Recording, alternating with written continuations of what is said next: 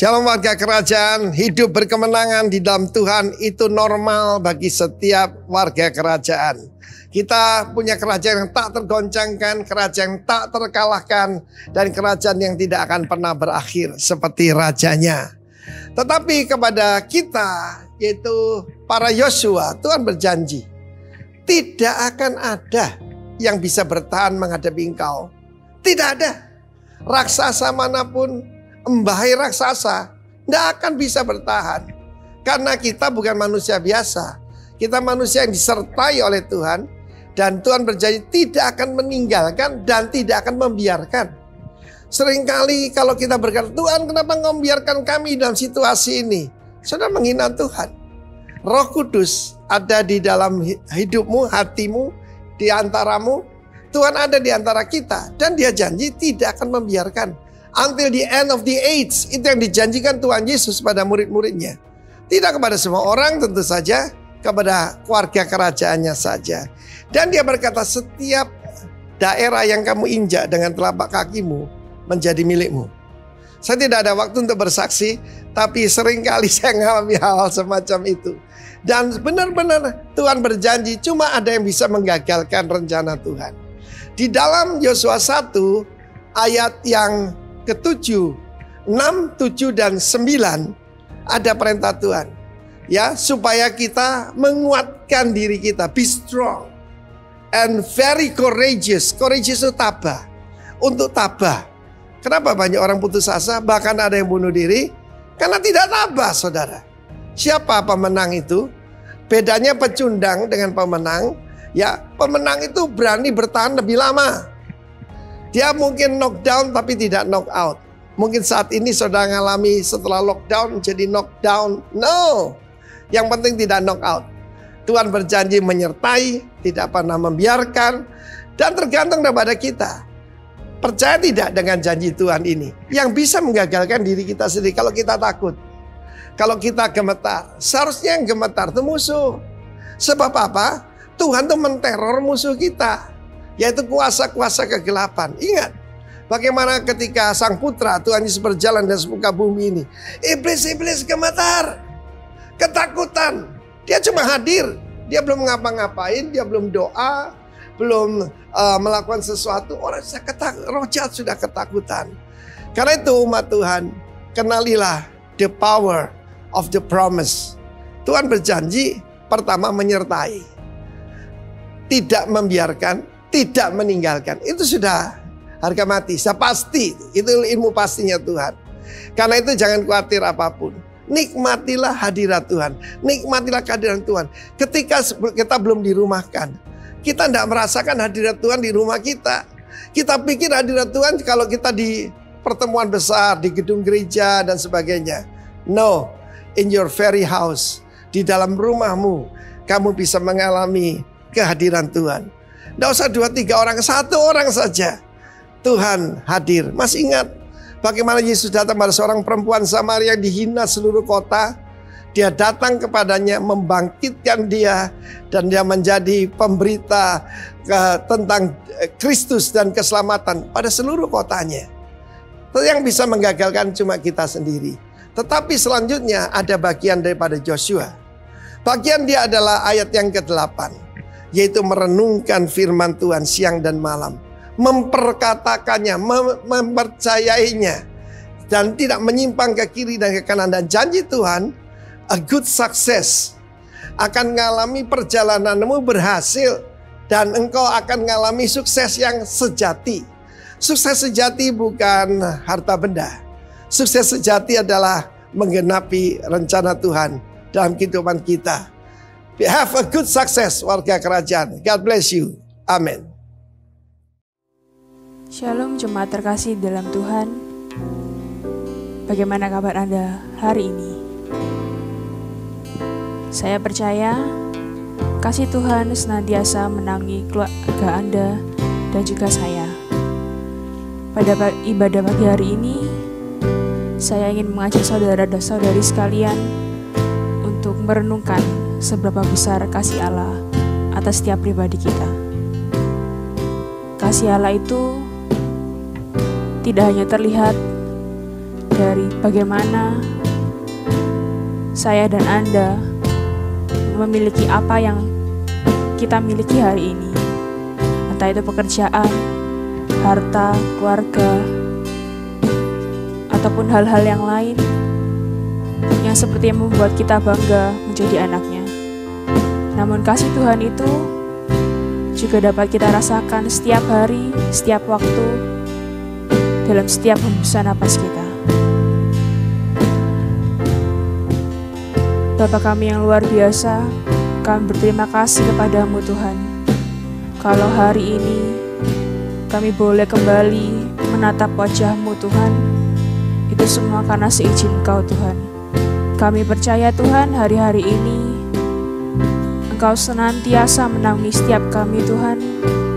Engkau senantiasa menggandeng tangan kami Tuhan. Apapun yang kami kerjakan, apapun yang kami lakukan Tuhan, kami percaya Tuhan, Engkau akan selalu ada untuk kami Tuhan, tak pernah meninggalkan kami Tuhan.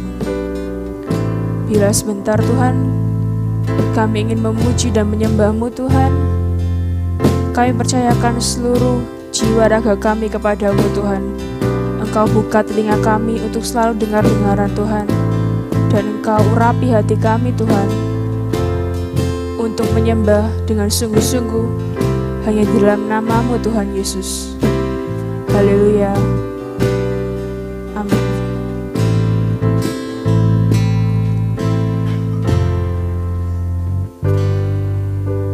Kasih yang sempurna telah ku terima dari-Mu, bukan karena kebaikanku, hanya oleh kasih karunia-Mu. Kau pulihkan aku, layakkanku untuk dapat memanggil-Mu Bapa. Kau beri yang ku pinta saat ku mencari, ku mendapatkan. Ku ketuk pintu-Mu dan Kau bukakan, sebab Kau Bapa-Ku, Bapa yang kekal.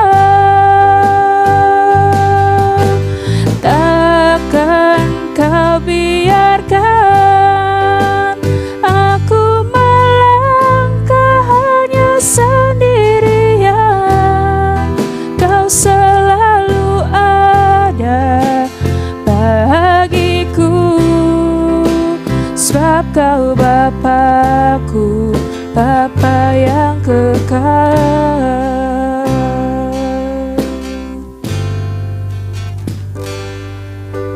Kasih yang sempurna telah ku terima dari-Mu, bukan karena kebaikanku,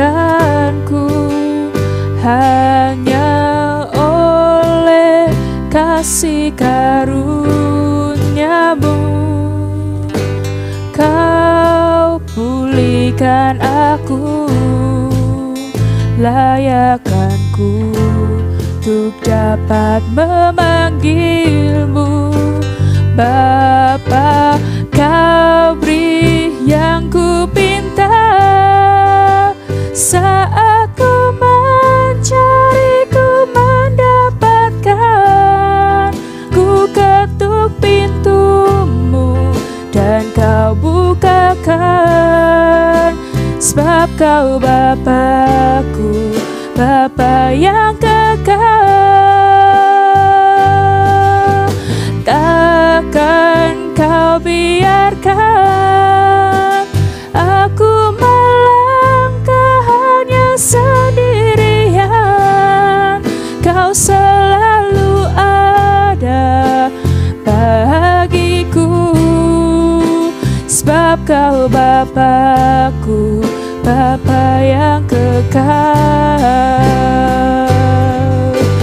Kau beri yang ku pinta, saat ku mencari ku mendapatkan. Ku ketuk pintumu dan kau bukakan, sebab kau Bapa-Ku, Bapa yang kekal. Takkan kau biarkan aku melangkah hanya sendirian. Kau selalu ada bagiku, sebab kau Bapa-Ku, Bapa yang kekal. Kau selalu ada bagiku, sebab kau Bapa-Ku, Bapa yang kekal. Kau selalu ada bagiku, sebab kau Bapa-Ku, Bapa yang kekal.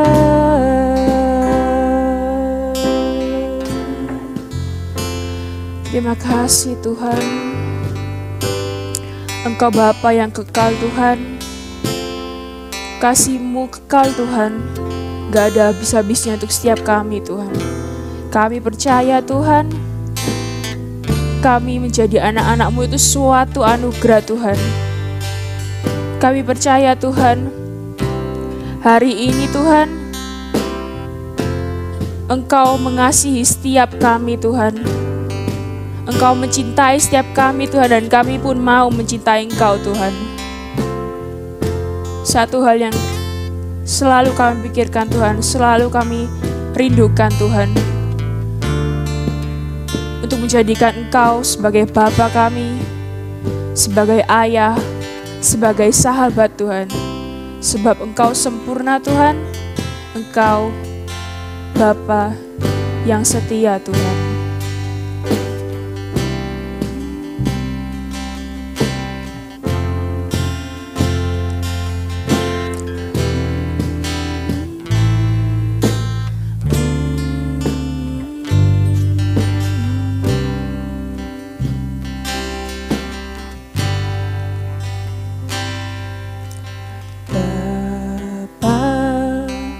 Kau setia, Bapa, Kau mulia. Tenanglah jiwaku, aman bersamamu. Lebih dari harta, Kaulah segalanya. Tenanglah jiwaku dalam hadirat-Mu. Kau tunjukkan kasih setiamu, Kau menyediakan yang ku perlu. Kau setia, Kau mulia, dulu, sekarang, dan selamanya. Kau tunjukkan kasih setiamu,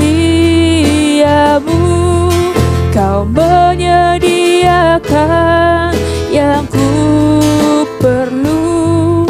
Kau setia, Kau mulia, Bapa, Kau setia.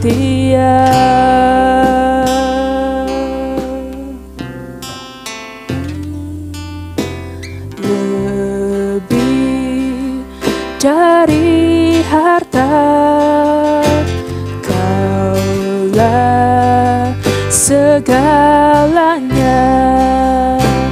Tenanglah jiwaku,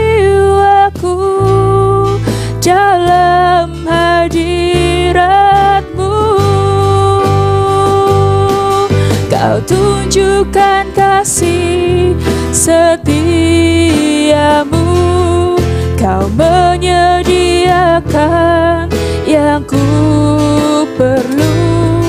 Kau setia, Kau mulia, dulu, sekarang, dan selamanya. Kau tunjukkan kasih setiamu, Kau menyediakan yang ku perlu. Kau setia, Kau mulia, Bapa, Kau setia. Kau tunjukkan kasih setiamu, Kau menyediakan yang ku perlu. Kau setia, Kau mulia, dulu, sekarang, dan selamanya. Kau tunjukkan kasih setiamu,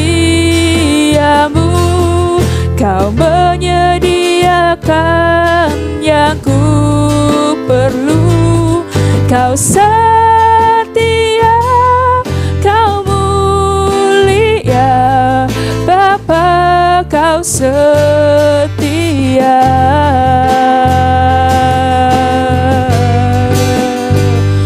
Engkau setia, Tuhan. Engkau setia.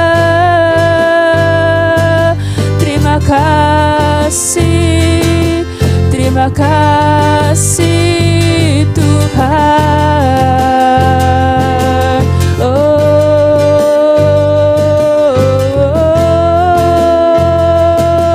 Engkau sempurna. Terima kasih, terima kasih, Tuhan.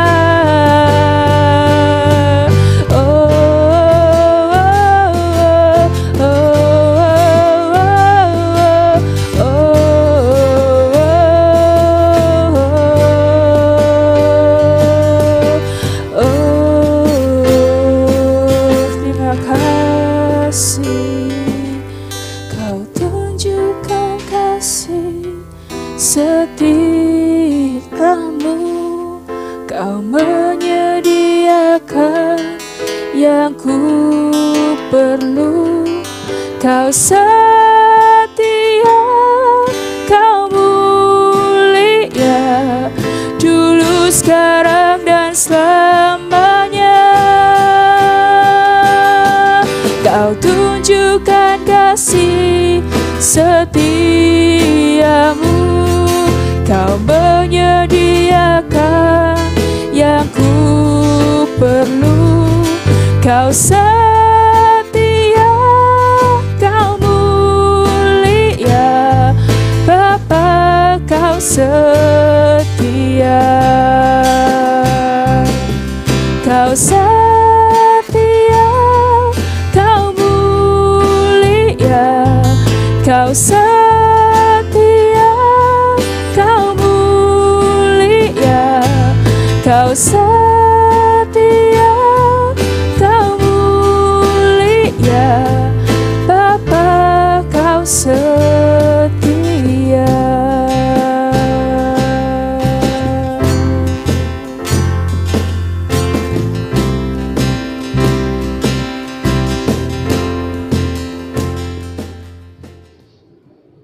Puji nama Tuhan, Shalom saudara, selamat pagi. Kita berjumpa kembali, sekalipun lewat streaming. Saya percaya tidak mengurangi hadirat Tuhan dan kuasa Tuhan pagi hari ini. Kita sama-sama akan belajar merenungkan kebenaran firman Tuhan. Sama-sama kita tundukkan kepala terlebih dahulu. Kita berdoa. Kami mengucap syukur, terima kasih buat anugerah-Mu Tuhan. Kalau sepanjang minggu hari kemarin Tuhan, Engkau sudah memelihara, menjaga, melindungi kami, memberkati kami. Terima kasih, dan di hari yang baru, minggu hari ini Tuhan, Kami percaya kami semua dalam keadaan baik. Kami rindu mendengar isi hati-Mu. Kami rindu mendengar firman-Mu. Kami rindu Tuhan mendengar apa yang Tuhan inginkan atas kehidupan setiap kami. Untuk kami lakukan sepanjang minggu ini. Mari berbicara Roh Kudus. Karuniakan hikmat, pengertian, pewahyuan turun atas setiap kami. Rema karuniakan atas kami. Dan sebab kami percaya satu patah kata daripada firman-Mu sanggup mengubah hidup kami, sanggup memulihkan keadaan kami. Kami perlu Engkau Roh Kudus, berbicaralah atas setiap kami lewat hamba-Mu yang terbatas ini. Hati kami terbuka, hati kami haus. Berbicaralah dalam nama Tuhan Yesus Kristus. Haleluya. Amin. Puji nama Tuhan. Shalom saudara.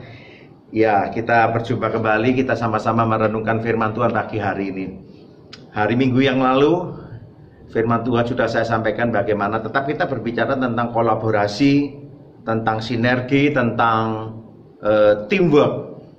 Saya percaya kalau bulan ini visi, ya tema yang dicanangkan oleh Bapak Gembala Senior tentang kolaborasi, saya percaya ada rencana Tuhan yang luar biasa atas kehidupan setiap kita.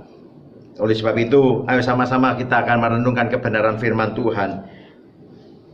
Dari awal penciptaan, Allah menciptakan langit dan bumi pun Allah bekerja tidak seorang diri.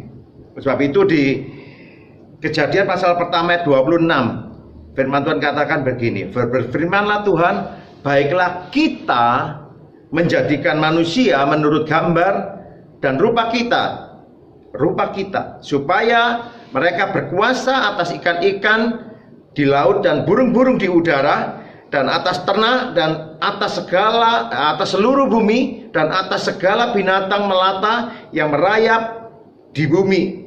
Dikatakan jelas, dikatakan baiklah kita menjadikan manusia menurut rupa dan gambar kita. Kata kita ini mewakili tidak satu orang, satu pribadi, tetapi ada lebih daripada satu pribadi. Dan Allah dalam bekerja tidak seorang diri, lebih dari seorang diri. Oleh sebab itu dikatakan baiklah kita. Dan saya percaya berbicara kita itu berbicara itu tentang sinergi, tentang kolaborasi, juga berbicara tentang tim, karena melebihi dari satu orang yang melakukan penciptaan ini. Dan saya percaya jadi kata teamwork atau kata kolaborasi yang dicanangkan oleh Bapak Gembala Senior saat ini itu memang harus jadi warna atau budaya dalam kehidupan setiap kita, anak-anak Tuhan.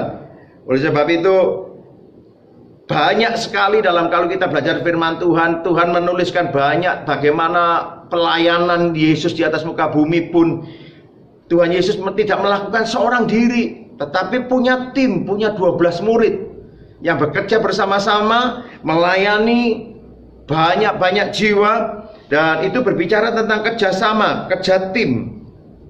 Jadi kerjasama bukanlah berbicara tentang harus memiliki kemampuan yang sama, satu tempat kerja yang sama, atau juga dalam satu tim pelayanan yang sama. Tidak diharuskan yang sama, tetapi ada perbedaan, punya kemampuan yang berbeda, ya punya tempat kerja yang berbeda pun nggak ada masalah, tetapi punya tujuan yang sama, satu tujuan. Itu yang menjadi syarat mutlak untuk menjadi sebuah tim yang benar, sebuah tim yang solid. Oleh sebab itu kolaborasi itu berbicara tentang menyatunya kemampuan-kemampuan yang berbeda-beda dan bersinergi menjadi satu kekuatan yang luar biasa untuk mencapai tujuan yang besar bersama-sama. Oleh sebab itu sangat-sangatlah penting. Kalau minggu lalu saya berbicara bagaimana membangun sebuah teamwork ya, atau kolaborasi, itu dibutuhkan yang pertama, saya ingatkan kembali, punya tujuan yang sama, memiliki tujuan yang sama. Lalu yang kedua, mereka harus bisa menyamakan bahasa, atau dengan kata lain mereka kompak bahasanya. Ada bahasa kasih atau bahasa politik, ya, yang kemarin minggu lalu saya sampaikan. Atau yang ketiga, mereka harus punya apa? Membangun satu kolaborasi atau apa ya, kerjasama. Ya, kata kerjasama ini sangat berbeda dengan yang namanya sama-sama kerja. Ya, kerjasama dan sama-sama kerja itu sangat jauh berbeda. Ya, kalau kerjasama itu contohnya begini, di sebuah restoran itu terdiri ada banyak orang-orang yang ada di dalamnya. Ya, mungkin yang di depan penerima tamu dan bagian yang menyediakan meja, menata meja, yang membersihkan meja dan lantai. Lalu ada yang di bagian dapur. Bagian dapur ada chefnya, bagian masak yang mengolah. Juga ada bagian tenaga yang bagian membersihkan, mencuci-cuci piring dan sebagainya. Dan juga di dalam restoran juga ada yang namanya kasir. Itu bagian mereka yang terima order dan mereka yang mentotal semuanya. Ya, dan itu semuanya bersinergi menjadi satu teamwork, bekerja sama dalam satu restoran dengan apa? Tujuan yang sama, memberikan keuntungan atas restoran itu. Ini kerja teamwork atau kerjasama. Tapi berbeda lagi kalau yang namanya sama-sama kerja. Ya, contohnya begini, sangat mudah saya contohkan. Itu sama-sama kerja itu seperti di sebuah pujasera atau di Car Free Day. Ya, di situ akan banyak orang yang berjualan.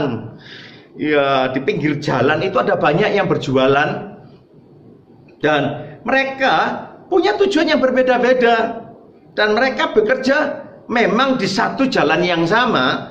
Tetapi itu tadi tujuan mereka berbeda. Mereka cari keuntungannya masing-masing. Ini yang membedakan sama-sama kerja atau kerjasama. Yang Tuhan inginkan, yang Tuhan beri contoh atau teladan yang diberikan oleh Tuhan, itu teamwork, kerja sama. Atau dengan kata lain, mereka banyak orang yang punya kemampuan yang berbeda-beda, tetapi mereka mengerjakannya untuk satu tujuan yang sama. Ini baru namanya teamwork, kerja bersinergi, bekerja secara kolaborasi, berbeda-beda, tetapi mereka melakukan bagiannya untuk saling melengkapi. Oleh sebab itu, pagi hari ini kita akan belajar. Ada satu contoh juga dalam firman Tuhan ini, contoh yang luar biasa. Ya, dia seorang juru minum raja di sebuah kerajaan di Persia pada saat itu. Dan saya percaya seorang juru minum raja memang dia punya kedudukan yang luar biasa. Dia ada di dalam istana untuk melayani raja. Tetapi saat dia mendengar keadaan bangsanya, rakyat bangsanya sendiri di Yerusalem itu sangat-sangat terpuruk. Oleh sebab itu dia memberanikan diri. Dia sebelum mendengar kabar itu dan hatinya sangat punya beban untuk membangun kembali kota Yerusalem. Dan saat itu dia berdoa kepada Tuhan. Dan sampai akhirnya Tuhan izinkan dia mengundurkan diri dari jabatannya, kembali ke Yerusalem. Dan akhirnya raja mengizinkan, Raja Persia Artasasta pada saat itu yang memerintah, dan diizinkan, dan yang bernama Nehemia ini dia menjadi bupati di Yerusalem. Dan saya percaya ini bukan satu hal yang kebetulan, tetapi ada dari seorang yang punya beban, yang punya passion untuk membangun satu kotanya. Itu luar biasa, dimulai dari satu orang, tetapi pada saat dia kembali ke Yerusalem, pada saat itu dia mulai apa? Dia mengumpulkan orang-orang yang ada di Yerusalem pada saat itu. Oleh sebab itu dicatat dalam Nehemia pasal yang ke-6 ayat yang ke-15, mereka membangun satu tembok Yerusalem, kota Yerusalem itu tembok yang runtuh dibangun kembali. Dan tercatat tembok itu terbangun di pasal yang ke-6 Nehemia ayat yang ke-15 dikatakan, maka selesailah tembok itu pada tanggal 25 bulan Elul dalam waktu 52 hari. Wow, ini luar biasa, membangun tembok satu kota. Yang saya coba buka-buka di ensiklopedi, tembok itu tebalnya lumayan tebal dan jaraknya itu bisa 4 kilo. Temboknya berjarak 4 kilo. Dan pada zaman itu tidak seperti sekarang. Memang sekarang ya kalau kita melihat sendiri bagaimana Pak Jokowi membangun rumah sakit dalam waktu yang cukup singkat, tetapi dengan peralatan yang sudah memadai, makanya dikerjakan dengan cepat. Demikian juga China membangun satu rumah sakit yang bertingkat untuk COVID-19 ini dalam waktu hanya hitungan hari juga, sangat cepat terjadi.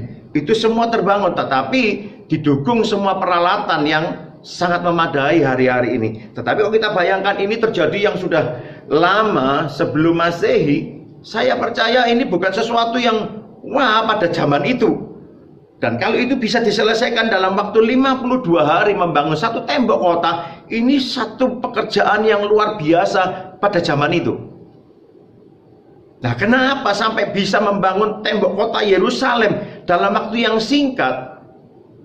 Nehemia ini luar biasa. Dia tidak bekerja seorang diri, tetapi dia memilih orang-orang, dan itu nggak 1-2 orang, hampir sebagian besar penduduk Yerusalem itu mereka bekerja bersama-sama. Nah, ini kerjasama, bukan sama-sama kerja.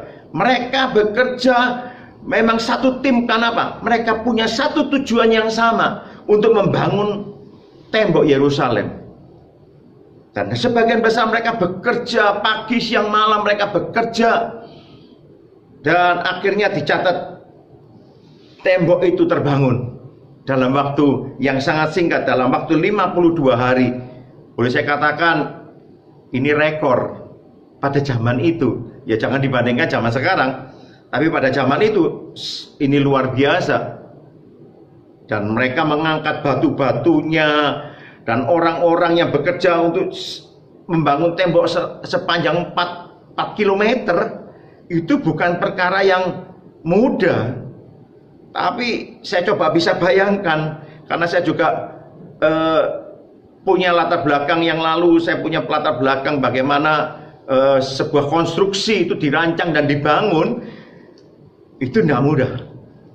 Tetapi di sini dicatat dalam firman Tuhan, di bawah kepemimpinan Nehemia, seorang bupati, tetapi dia bisa menggerakkan sebuah teamwork yang saling bersinergi, saling berkolaborasi, punya keahlian yang berbeda-beda, tetapi mereka bisa bekerja sama menjadi satu tim yang solid, dan mereka akhirnya bisa membangun tembok Yerusalem. Di Nehemia pasal 2 ayat yang ke-18 dikatakan di sini, ketika kuberitahukan kepada mereka betapa murahnya tangan Allahku yang melindungi aku, dan juga apa yang dikatakan raja kepadaku, berkatalah mereka, kami siap untuk membangun. Dan dengan sekuat tenaga mereka mulai melakukan pekerjaan yang baik itu. Mereka memutuskan bekerja bersama-sama. Ini kerjasama, ini kolaborasi. Tetapi sekali lagi, dalam satu teamwork, dalam satu kolaborasi, memang punya tujuan yang sama. Bukan berarti semuanya serba mudah, tetapi kita bisa belajar bagaimana ada faktor-faktor atau hal-hal yang boleh saya katakan bisa mengancam bagaimana teamwork yang solid ini bisa tercerai-berai, dan mereka sampai gagal sampai kepada tujuan mereka. Nah, beberapa hal yang kita bisa pelajari dari pembangunan tembok Yerusalem ini. Yang pertama, di ayat yang ke Nehemia pasal yang keempat, ayat yang pertama sampai yang ketiga, saya bacakan buat saudara. Ketika Sanbalat mendengar, ini Sanbalat orang-orang yang iri, orang-orang yang menjadi musuh pada saat itu untuk pembangunan tembok Yerusalem, bahwa kami sedang membangun tembok bangkitlah amarahnya dan ia sangat sakit hati. Ia mengolok-olokkan orang Yahudi dan berkata di hadapan saudara-saudaranya dan tentara Samaria, apa gerangan yang dilakukan orang-orang Yahudi yang lemah ini? Apakah mereka memperkokoh sesuatu? Apakah mereka hendak membawa persembahan? Apakah mereka akan selesai dalam sehari? Apakah mereka akan menghidupkan kembali batu-batu dari timbunan puing yang sudah terbakar habis seperti ini? Lalu berkatalah Tobia. Dikatakan tadi Sanbalat, sekarang orang yang bernama Tobia, orang Amon itu yang ada di dekatnya. Sekalipun mereka membangun kembali, kalau seorang anjing hutan meloncat akan menyentuhnya, robohlah tembok batu mereka. Di sini kita melihat ada faktor-faktor eksternal yang bisa merusak. Boleh saya katakan merusak, bisa boleh mengacau balaukan sebuah teamwork. Yang pertama dari eksternal yang datang dari luar dulu. Ya, dikatakan ada sindiran-sindiran yang tajam yang dilontarkan. Mereka berkata, dikatakan di situ, apakah mereka dalam sehari selesai dalam sehari? Ya, ada banyak intimidasi, dilontarkan kata-kata yang menjatuhkan, bahkan yang merendahkan. Ya, dikatakan di situ Amon berkata, sekalipun mereka membangun kembali, kalau seekor anjing hutan meloncat dan menyentuhnya, robohlah tembok batu mereka. Ini sangat melecehkan sekali. Nah, ini faktor eksternal yang bisa merusak yang namanya teamwork.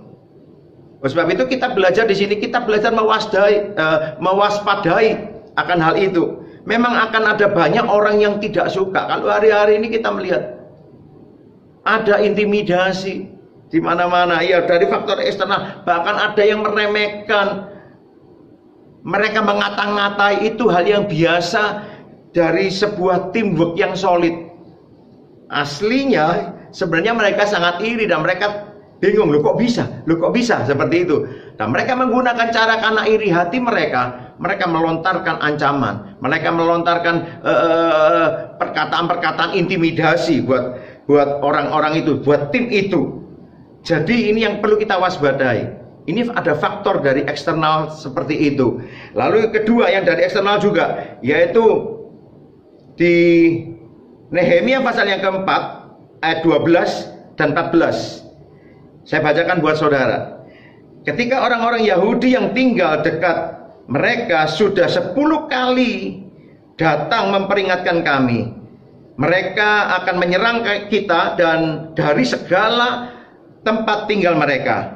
Maka aku tempatkan rakyat menurut kaum keluarganya dengan pedang, tombak, dan panah di bagian-bagian yang paling rendah dari tempat itu, di belakang tembok, di tempat-tempat yang terbuka. Kuamati semuanya, lalu bangun berdiri dan berkata kepada para pemuka dan para penguasa dan kepada orang-orang yang lain, jangan kamu takut terhadap mereka. Ingatlah kepada Tuhan yang Maha Kuasa dan dahsyat, dan berperanglah untuk saudara-saudaramu, untuk anak-anak laki-laki dan anak-anak perempuanmu, untuk istrimu dan rumahmu. Ada faktor eksternal yang menyerang secara fisik, langsung konfrontasi. Jadi tidak heran kalau hari-hari ini sebuah perusahaan katakanlah berdiri, mereka punya tim yang solid, perusahaan ini maju. Ada perusahaan-perusahaan yang lain yang iri mulai menjatuhkan. Bukan hanya secara perusahaan, tetapi hari-hari ini kita boleh mendengar akan orang-orang di dunia pemerintahan. Mereka saling serang, menjatuhkan. Boleh saya katakan hari-hari ini faktor eksternal itu kita tidak bisa cegah. Itu pasti akan terjadi. Tetapi yang menjadi persoalan, perlunya kita harus punya satu tujuan. Itu yang terpenting dalam sebuah teamwork.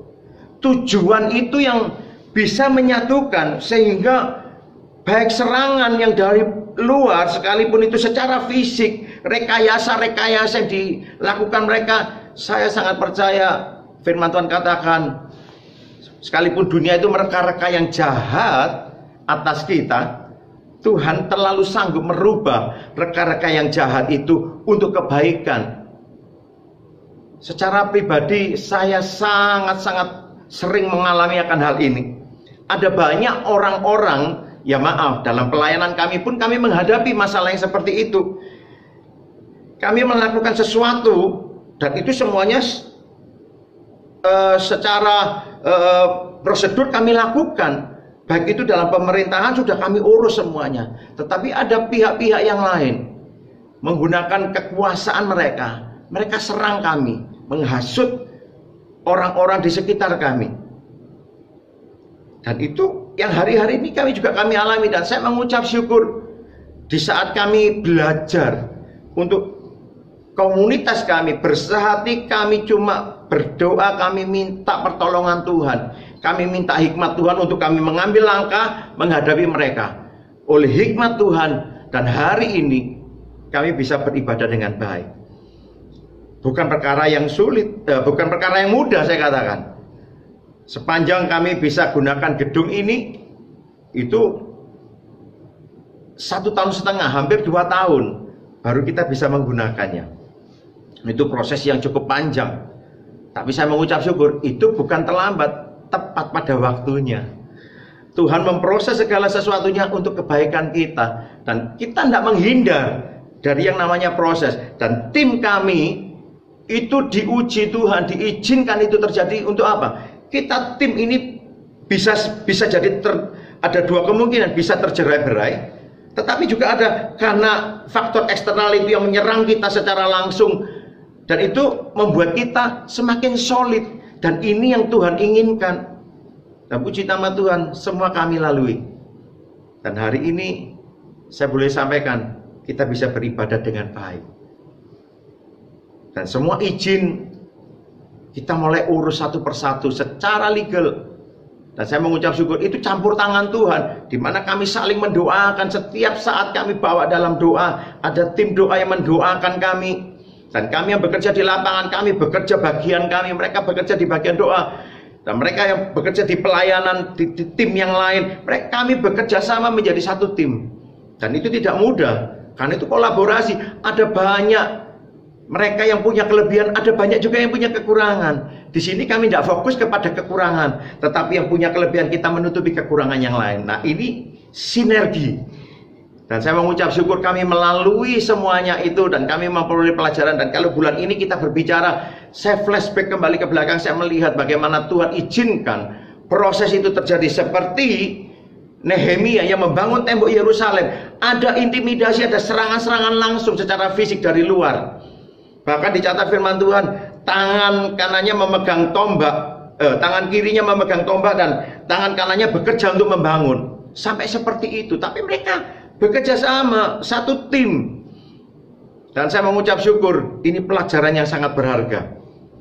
Kalau sebuah teamwork, mereka bekerja bersama-sama, bukan sama-sama kerja, tapi bekerja sama, punya tujuan yang sama. Saya percaya keberhasilan itu pasti tercapai. Yang ketiga yang kita bisa pelajari, ada faktor-faktor eksternal yang mengancam, yang bisa menyerang kita. Di ayat yang ke Nehemia pasal yang ke-6, ayat yang ke-5 sampai yang ke-7 saya bacakan buat saudara. Lalu dengan cara yang sama, untuk kelima kalinya Sanbalat mengirim seorang anak buahnya kepadaku yang membawa surat yang terbuka. Dalam surat itu tertulis, ada desas-desus di antara bangsa-bangsa dan Gesimo membenarkan bahwa engkau dan orang-orang Yahudi berniat untuk memberontak. Dan oleh sebab itu membangun kembali tembok. Lagi pula menurut kabar itu engkau mau menjadi raja mereka. Bahkan engkau telah menunjuk nabi-nabi yang harus memberitakan tentang dirimu di Yerusalem. Demikian ada seorang raja di Yehuda. Sekarang berita seperti itu akan didengar raja.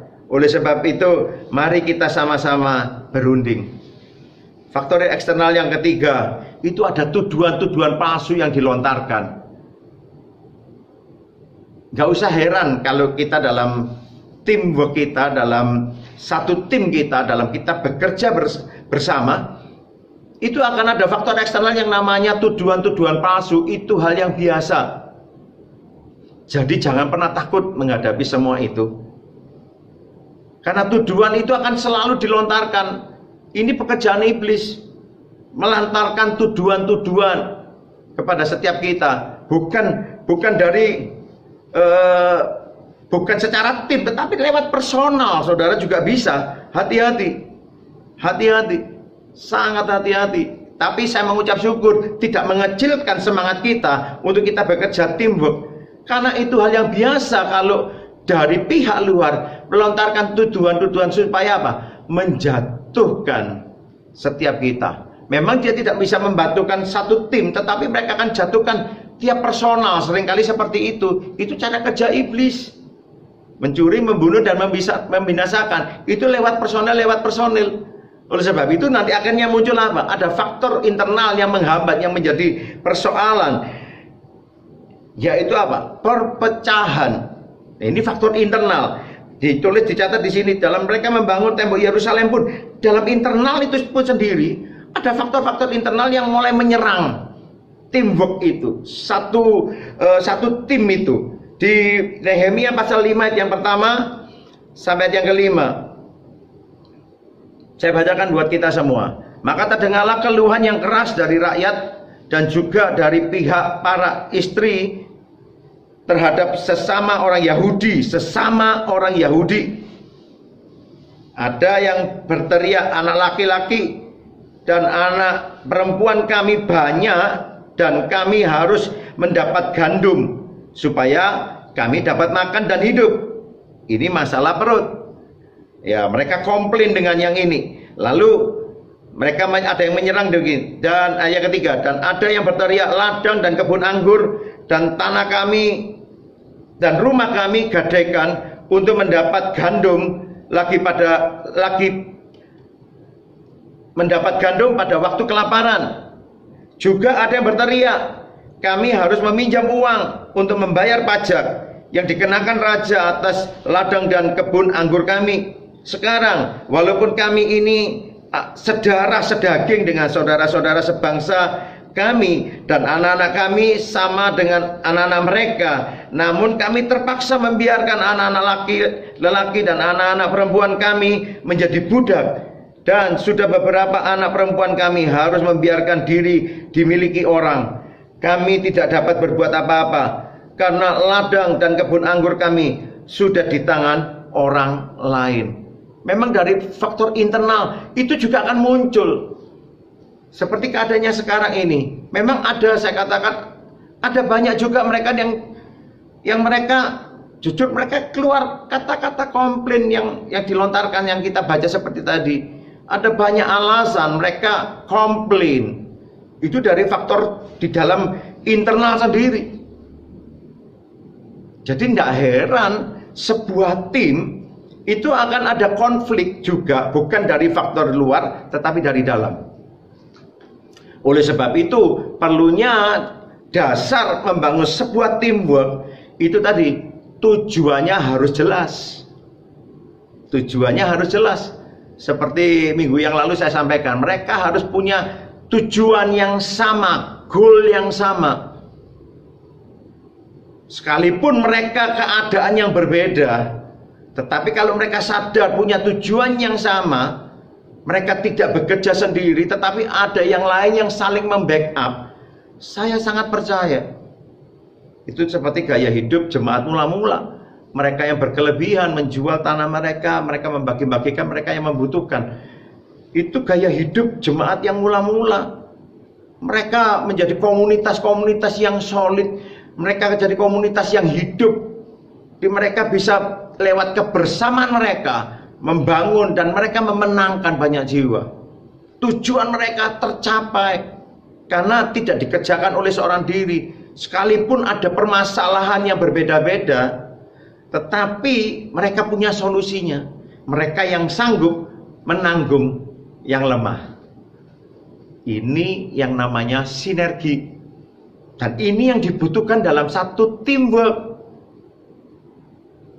Dan saya percaya dalam satu teamwork, dalam satu pelayanan, kalau setiap orang yang di dalamnya tahu fungsi mereka masing-masing dan mereka punya tujuan yang sama, sangat cepat dan sangat mudah goal, sasaran itu dicapai. Terlalu mudah. Nah, saya sampaikan kemarin bahwa terlebih lagi kita punya Roh Kudus. Firman Tuhan katakan Roh Kudus itu akan membantu kita, menolong, dikatakan Roh penolong yang Yesus sudah janjikan dan Yesus sudah berikan buat setiap kita. Dalam proses pelayanan kami memang bukan hal yang mudah. Proses demi proses kami lalui dan sampai hari ini kami boleh tetap berjalan dan kami mengucap syukur. Saya melihat dalam setiap proses ada hal-hal yang baru yang Tuhan mulai bukakan, mulai singkapkan.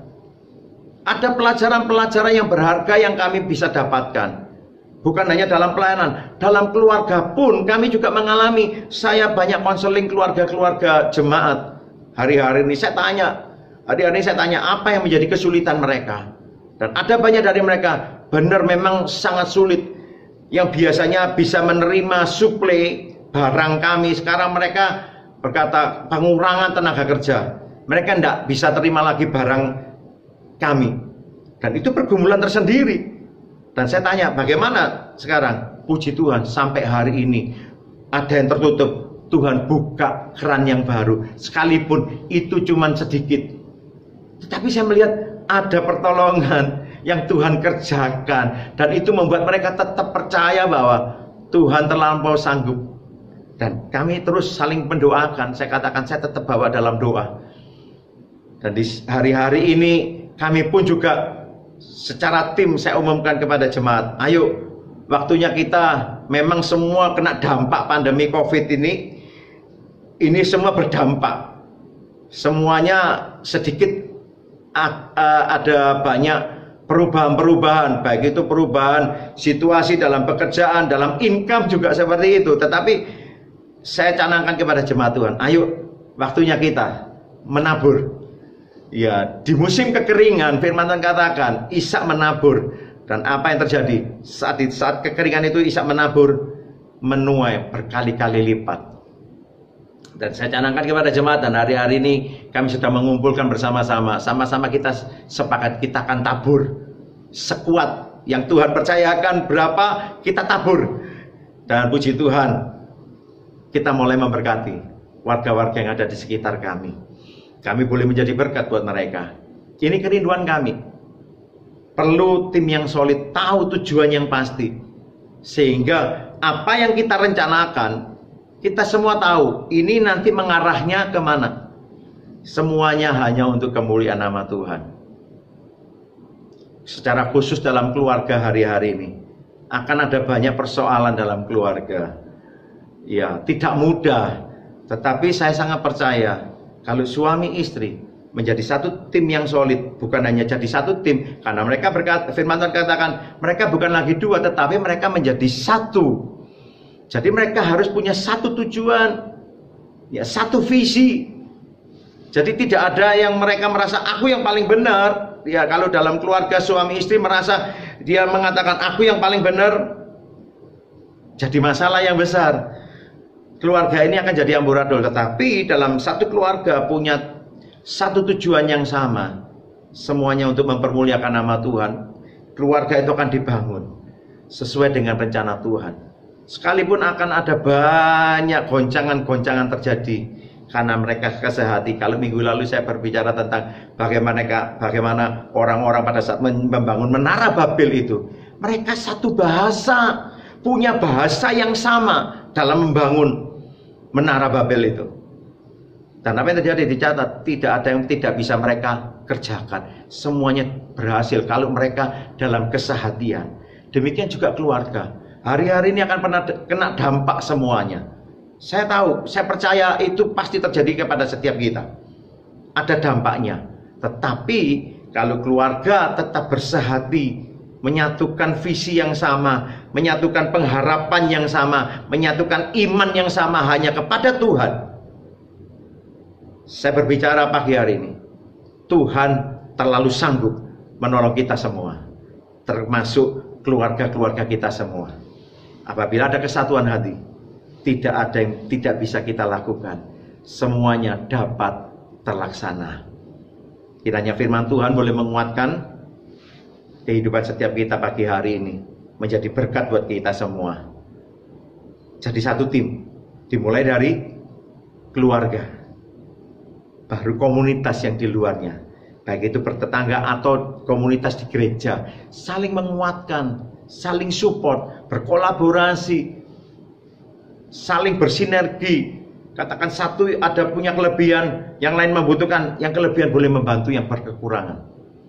Saya percaya kehidupannya seperti ini, kehidupan komunitas yang sangat diinginkan oleh Tuhan. Ini gaya hidup Yesus sendiri. Yesus selalu berkolaborasi dengan para murid-murid. Sebab itu dengan kolaborasi ini Yesus melakukan banyak tanda ajaib mujizat terjadi. Ada banyak hal-hal yang baru, hal-hal yang spektakuler yang Yesus lakukan. Yesus tidak seorang diri, ada para murid-muridnya. Sebab itu ayo pagi hari ini jangan kecil hati dengan pandemi COVID yang kita hadapi hari-hari ini. Tetap kita bersehati, kita sepakat, kita berdoa, minta belas kasihan Tuhan. Saya sangat percaya doa-doa kita pasti dijawab oleh Tuhan. Tuhan pasti bekerja, pasti menolong. Dan saya percaya saat Tuhan menolong, itu selalu tepat pada waktunya.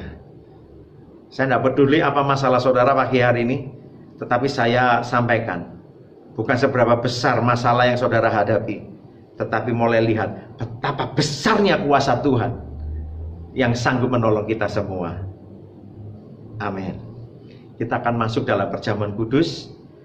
Saudara semua bisa ambil roti dan anggur saudara. Pagi hari ini kita persiapkan untuk kita masuk dalam perjamuan kudus pagi hari ini. Dan saya percaya kalau firman Tuhan memberitakan pagi hari ini tentang kolaborasi lewat perjamuan kudus pagi hari ini, Tuhan mengingatkan kita semua juga pagi hari ini kita juga bersekutu, bersatu dengan tubuh dan darah Yesus. Oke, kita akan tinggi-tinggi roti di atas kepala kita. Memang yang ada di tangan kita adalah roti biasa, tetapi kita percaya saat kita memakan roti ini, kita bersekutu dengan tubuh Yesus sendiri. Sebelum kita makan roti ini, dengarkan firman Tuhan. Sebab apa yang telah kuteruskan kepadamu telah aku terima dari Tuhan, yaitu bahwa Tuhan Yesus pada malam waktu ia diserahkan, ia mengambil roti, dan sesudah itu ia mengucap syukur atasnya. Ia memecah-mecahkannya dan berkata, inilah tubuhku yang diserahkan bagi kamu. Perbuatlah ini menjadi peringatan akan kematianku. Tirukan doa saya. Aku percaya bahwa roti ini adalah benar-benar tubuh Yesus sendiri yang sudah dipecah-pecahkan bagi kami. Terima kasih. Makan dengan ucapan syukur dan percaya dalam nama Tuhan Yesus.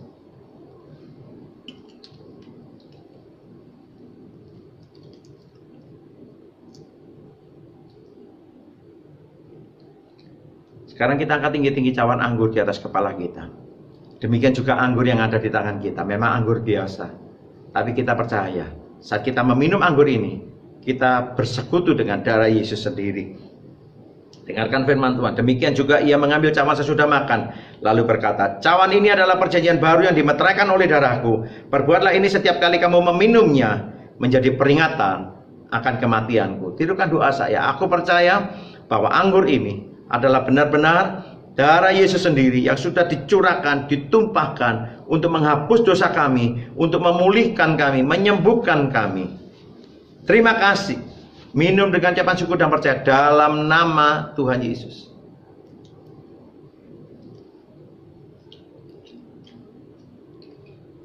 Mari kita sama-sama angkat kedua tangan kita. Kita naikkan syukur. Terima kasih Tuhan buat segala sesuatu yang terbaik yang Tuhan sudah kerjakan dalam kehidupan setiap kami. Sampai hari ini kami ada, sampai hari ini kami percaya semua itu karena anugerah Tuhan. Sangat luar biasa kemurahan-Mu atas hidup kami. Terima kasih Tuhan. Dan saat ini juga kami bersatu, kami naikkan syafaat kami untuk bangsa dan negara kami Indonesia tercinta ini Tuhan. Kami mengasihi bangsa ini.